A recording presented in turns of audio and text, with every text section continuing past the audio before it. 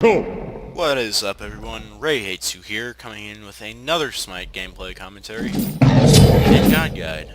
This time on Anhur, Slayer of Enemies, and Egyptian God of War. I'll be honest, I'm not the best Anhur. Best Anhur can take his jump and jump over a Arabi. That's right, over. However, I fancy myself a decent one, and it's because he's one of my better gods. He's also one of the better AD carries in the game, just because his passive chunks, his passive, which is critical, allows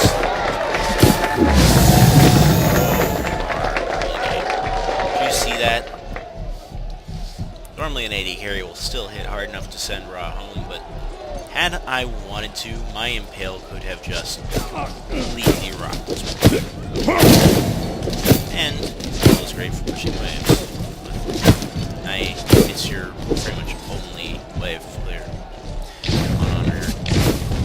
You could jump into the wave, but jump is your escape. Putting that on cooldown in a fight is a terrible idea. Especially because you can jump over and through a regular Rabi. Use it to dodge a Ra ultimate because of the length of the animation. It's just dead useful. I'm freaking right when I should. I'm just kidding. I like to be nice to the enemies in my first few rounds. Because Anhur is generally who I main if I do solo joust. And I'm not just talking practice joust, I'm talking just joust in general. He is a very solid carry. It will do some miraculous things sometimes. And once he hits level 5 like right now, he becomes an absolute Terminator because his ultimate, get an enemy to half and will land of 3 kills.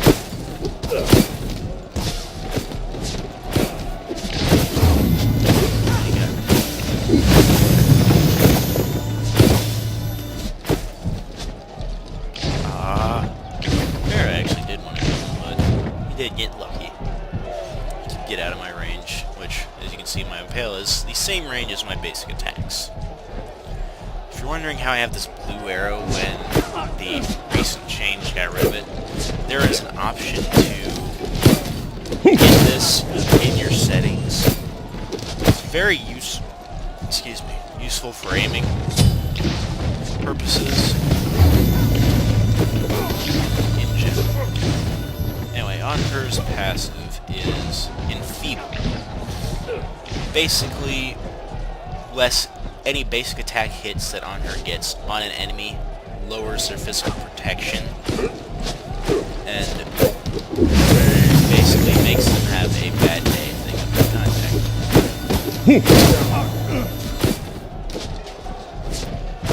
As you can see. Bear down upon you. Leave. I'm more farm than you, and I'm carry. Leave this place. Never return. Anyway, Anhur's one is called Shifting Sands. It's down sand with an obelisk in the middle. As a slow, and enemies within the radius are dealt a tiny amount more damage by Anhur based on level. The pillar in the middle can also be used with Anhur's 2 to stun an enemy in a trick called the pillar stun, which will be explained when I actually leave out his 2. Anhur's 2 is known as Impale. Beware the shifting sand. Ow. Stop. Stop. Mine says stop. Mine says stop.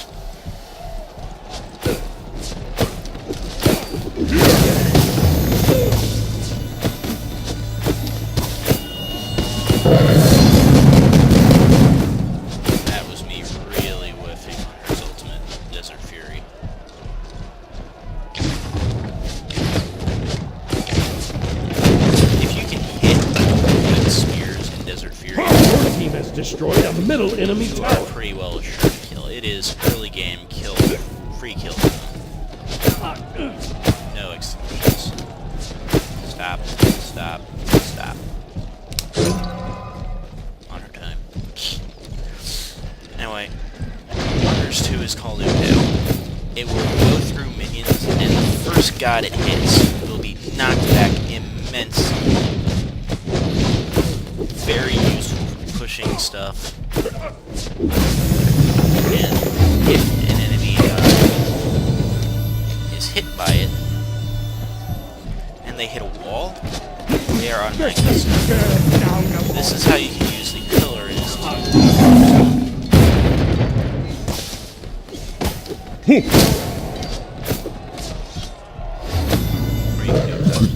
oh, fuck. Minions shot me. I couldn't help that. That was me just being an idiot. However, I don't think I will die again because Anhur is so strong. So I will get the general rush items of Heartseeker before boots are finished, and Keen's size, preferably. It's just my personal preference. Some people prefer Keen's blades. I just like the size. It's a personal thing. Anyway, now we have the... No. Damn it, minions! Well, I have this many archer minions, actually. That's supposed to be... That's rather impressive. But...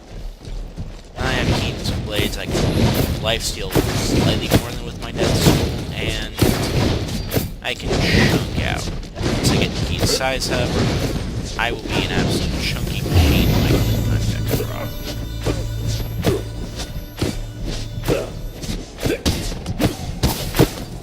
Out of the way. Thank you. That is another 2 stacks on my Heartseeker. Yay! I am happy.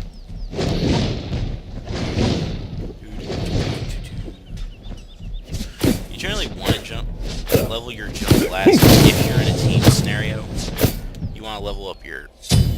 Or anyway, your jump is called, what is that called? Disperse. It's a jump that goes forward where you're aiming at, and knock out all enemies within the radius of where you land. Very useful for entering a fight if you want to use it like that, and setting someone up for a perfect impale on your pillar, which can be seen in some of the top Smite plays. Or it can be used for a great escape, keeping an enemy that was waiting to catch you from doing so with any hard CC. And very useful. Please note that as abilities don't affect certain things, that you shouldn't place too much stock in them. Like, there are very few abilities in the game that will actually affect the tower. Most of them are steroids. Like Mercury's 2, which is attack speed item, or Loki's 3, which is a physical power steroid.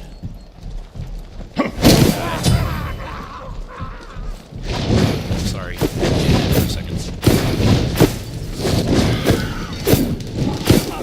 Anyway. Your team has destroyed a middle enemy phoenix. Can't put shifting sands underneath, which is... Anyway, Anhur's ultimate, Desert Fury, fires 8 spears. They can go through walls and penetrate other objects. Very nice. There was a perfect practice point for me. I could have practiced my jump, because Anhur's jump is what's known as a medium animation, which means it's not instant, it's not very quick. It takes a little bit of time, which which means it will allow him to dodge very quick abilities. You can use it to dodge stuff like the outgoing ultimate if you jump into it.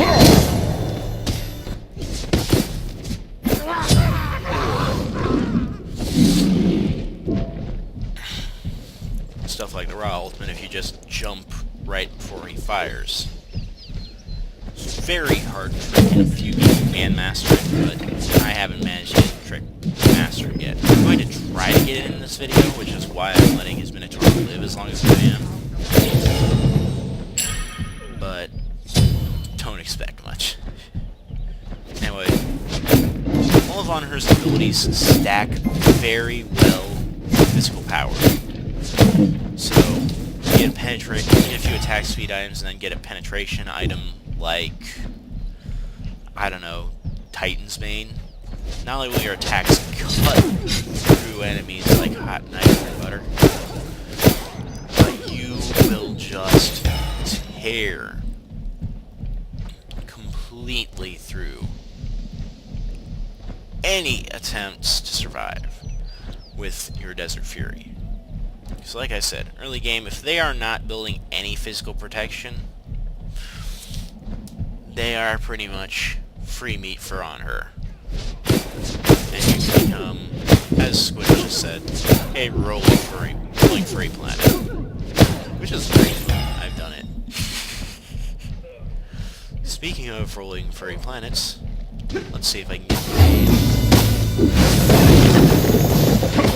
killer stun like that. Generally it's harder, and you can even do tricks in it. I believe one person who was recently to be making this video, so no spoilers. Actually did a trick shot in where he jumped over to knock up an X-ball with his disperse after having put up the pillar, and used said pillar as a wall to stun him on from the backside of where he originally was. So it was pretty much a trick stun. Very awesome, and to a slight degree, very lucky. As you can see, I'm building Death Bringer first because the more powerful crits are definitely needed early. Many videos just show, in general, that a game that looks like it's shit can be turned around the moment a carry gets powerful crits, such as those from a Deathbringer.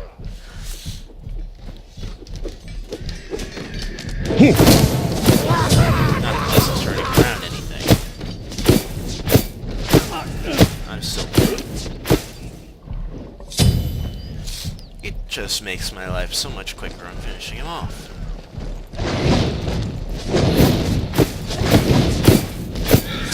Anyway, as far as buffs go, your team has destroyed a middle enemy Phoenix. Buff so that you can use your stuff like Impale as often as needed to clear a wave in the when farming in Conquest.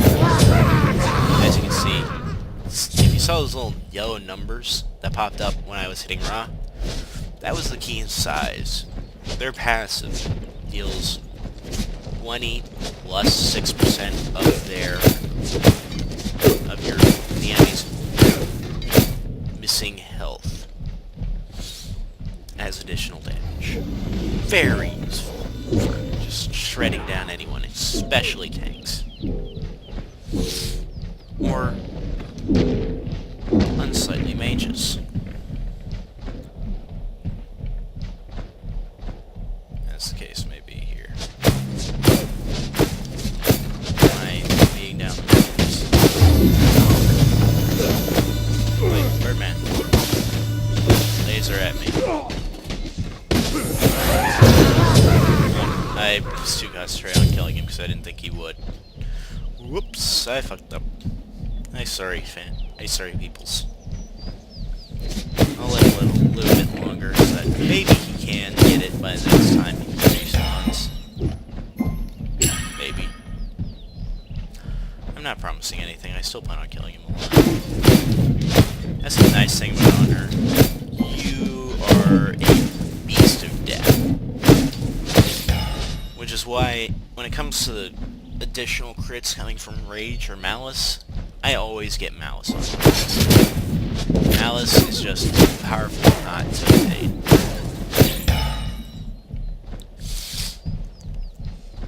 Gives him power, gives him an extra 10% crit chance over the regular Rage without its passive. And, most importantly, it gives him the ability to just raw face punch people. And if my timing's up, I actually have cancer. Kill on her! No. That would be stupid. That would be retardedly stupid. Now...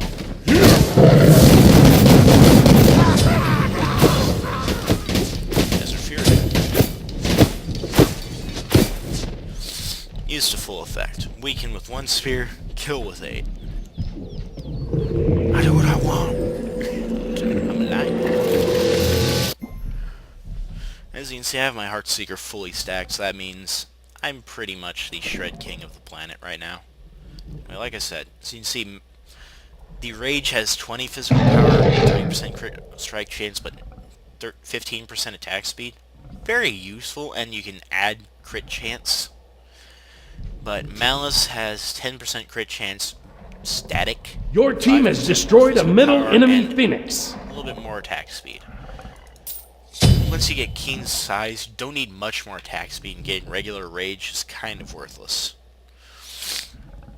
Anyway, my last item will be this Titan's Bane. Relatively cheap item for the amount of penetration it gives you. It will allow on her, because of its physical power and penetration, to just cut through raw like a knife. As for on her's actives, I like to get Sprint occasionally, though it's not the most necessary. And for a regular game, I want to usually get Purification Beads or Combat Blink. In this case, I'll get Combat Blink, because that's another trick, is you can blink out of Raw's ultimate, or behind Raw while he's casting it. Very useful. Let's hope he didn't waste it on his ultimate on the minions just now, because I think he did. That would be stupid. Hey, Birdman.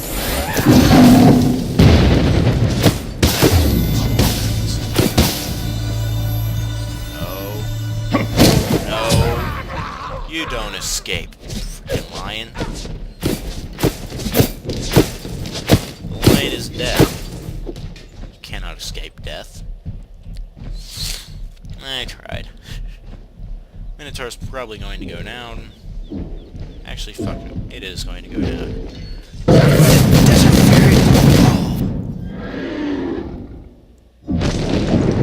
Good game. Good game.